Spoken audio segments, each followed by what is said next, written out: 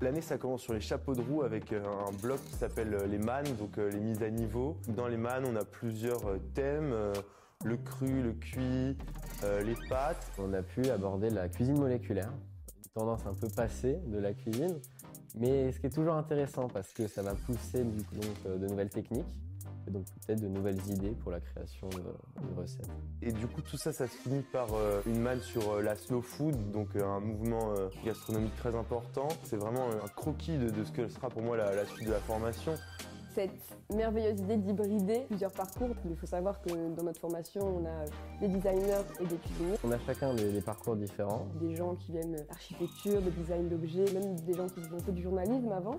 Et à côté de ça, on a des cuisiniers qui, eux, ont vraiment fait un parcours cuisine. C'est une expérience très enrichissante parce qu'il y a vraiment un choc des idées qui est assez important. On en apprend tous les jours davantage. Et c'est vraiment intéressant parce qu'on est toujours à s'aider, à se conseiller. Et ouais, pour ça, vraiment, je trouve que cette licence est top. Pour moi, c'est un point vraiment important, le fait que ce soit une formation d'alternance, parce que j'avais ce besoin et cette envie, en fait, de travailler et de rentrer dans le milieu professionnel.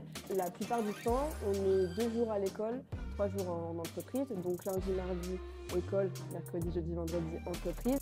Le design culinaire, je pense, c'est une interprétation personnelle parce que c'est une interprétation qui peut varier en fonction des personnes.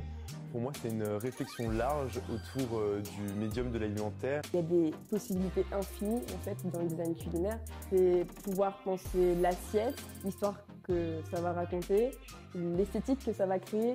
Mais aussi l'environnement dans lequel se déroule la dégustation.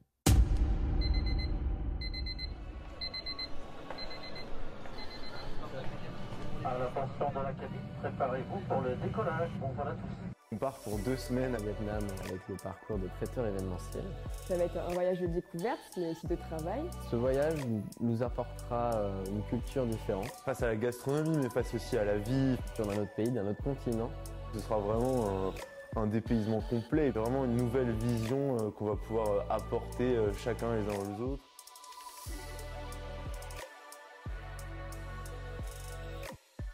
Selon moi, il n'y a pas de profil idéal. Si t'es designer, c'est d'avoir cette envie et cet intérêt envers la nourriture. Et si t'es cuisinier, c'est d'avoir cette envie et cet intérêt vers la créativité, vers la conceptualisation d'idées.